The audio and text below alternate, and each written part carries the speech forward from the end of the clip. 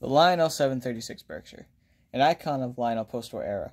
What are the origins of this engine, and how has this 72-year-old engine remained a prominent feature of the company's product line to this day? Now, the origins of the Lionel 736 actually date back to 1938. Following the introduction of Lionel's highly detailed scale die-cast 700E and 763E locomotives, Lionel wished to introduce a line of so-called semi-scale die-cast locomotives.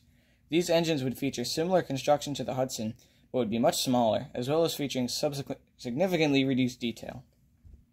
Of these non-scale locomotives, the 226E was at the top of the line. The 226E would feature a 264 wheel arrangement, as well as all new construction patterned after the New York Central Hudson. The 226E was a notable engine for its very high build quality, and remains highly sought after today because of it. But of course, in 1941, the U.S. entered World War II, leading to an end of train production for the Lionel Corporation, and an end to the 226E. Following the war, Lionel would release its first fully fleshed out product line of the post-war world. The 1946 catalog was filled with brand new engines and features. One of the most notable engines featured in the catalog was the 726. This brand new 284 Berkshire was equipped with new knuckle couplers, headlight, and a smoke unit. But this brand new engine is not as new as you may think. The boiler of the engine was actually that of the 226E, and as a result of the origins of the engine, it appeared less like a traditional Berkshire due to the fact that the 226E was meant to resemble a Hudson. Now, I always found that the 726 and 736 were more similar to that of an Alco-built Erie Berkshire than the more popular Lima Berkshires. In following years, the 726 would gain a resemblance more similar to a Berkshire-type steam locomotive, with the addition of a new pilot as well as a large sand dome characteristic of the Berkshire. The 726 was produced from 1946 to 1949.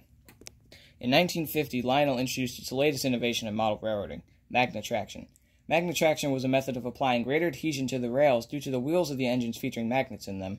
This would lead to a replacement of the 726 Berkshire by the 736. Now, I have a Lionel 736, as you can see, and it is actually my favorite engine in my collection. Some notable differences between the 726 and 736 include obviously a change in the drivers, as well as a change in the window struts in the cab on early 736s. In 1952, the 726 would actually return for a short period of time, but this was due to the Korean War, leading to a shortage of magnets. The 726RR, or Rerun, was offered in 1952 only, and was identical to the 736, but featured no magnet traction. Another engine introduced in 1950 was the 2046 Hudson. This engine was offered as a semi-scale alternative to the full-scale 773.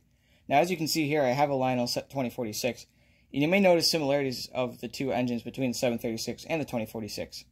The 2046 features the same boiler casting as the 736.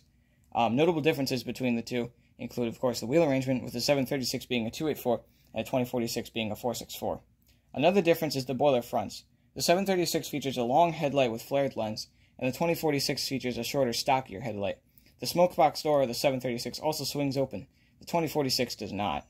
Now, what I find interesting is that these engines both derive their boiler casting from the 226E. And as you may know, the 226E was designed as a Hudson. So this raises a question to if the 2046 or the 736 more accurately adopts the boiler. Now, I lean towards the 736 due to the modifications made to it in order to resemble a Berkshire, but you could argue that it is more accurately represented a Hudson. Lionel would offer this version of the Hudson as the 2046, as shown here, the 2056 offered in 1952 only, and the 646, which was available the longest. Now, the Lionel 736 would remain a prominent feature of Lionel's product line until 1969, with the sale of the company to General Mills. Lionel was soon placed under the Fundimensions division of General Mills, under the Lionel MPC name, MPC standing for Model Products Corporation. 1970 would begin what is known as the Lionel MPC era, a time characterized by a decrease in production quality. For the first 6 years of production under new ownership, this would be true. The only steam engines offered were four-wheel Scout and Atlantic types, except for an on-catalog service station set in 1972. But this would change in 1976 with the introduction of the Lionel Empire State Express set. This new premium set aimed at collectors showed a shift in the company's approach. The engine heading up the set was number 8600 New York Central Hudson. The engine was derived from the 2046 Hudson and signified a return of high-quality Lionel steam. But despite this, the Berkshire would remain noticeably absent until 1980. Lionel introduced its second set in the famous American Railroad series, the Union Pacific. The engine leading this set was the number 8002 Union Pacific Berkshire. The Lionel Berkshire was available for the first time in over a decade. The engine was derived from the 736, except featuring a wonderful UP Greyhound paint scheme, as well as featuring smoke deflectors. Now, after following this, the Berkshire was offered in numerous sets following its reintroduction, including being modified into a 282 Mikado and 484 Northern. In 1982, the Berkshire would be offered as a separate sale item patterned after the famous nickel-plate road Berkshires. Although the engine was not entirely accurate to the Lima-built engines, it did the job well. The 736-derived tooling would remain Lionel's definitive Berkshire until 2004. The Polar Express movie was released in 2004, and Lionel was able to achieve licensing for the movie to manufacture the engine depicted. The engine in the movie was based on Pure Marquette 1225, a Lima N1 class Berkshire. Lionel would dedicate 2 new toolings to more accurately represent the class.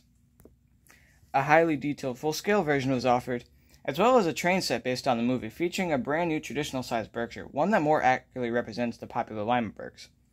Now, I've got one on the track now. This is not the Polar Express, but a New York Yankees engine, but the two are identical.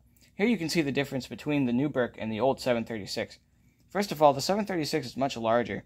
You can see many variations in detail, and are overall 2 very different engines. These new toolings would leave the old Berkshire out of place, as it could not represent a Berkshire nearly as accurately as Lionel's new toolings due to the engine's Hudson-based origins. Now this, of course, would not see the end of the engine. The 726 and 736 have been offered as modern reproductions in numerous celebration sets since, as well as remaining a popular engine alongside its newer counterparts. In fact, despite the engine tracing its roots back 85 years ago, it has once again been offered in the newest Lionel catalog. The Volume 2 2023 catalog offers a Line Chief Plus 2.0 engine. This really stands testament to the engine, for it still to be relevant, not just as a collector piece, but as a modern offering today, from its beginning in 1938 to a modern icon of the Lionel Corporation. The 736 is certainly a legendary locomotive. If you guys enjoyed that historical overview of the Lionel Berkshire, I would really appreciate it if you'd leave a like or maybe a comment on this video, and maybe consider subscribing if you want to see more stuff like this. I'm David, and I'll see you in the next video.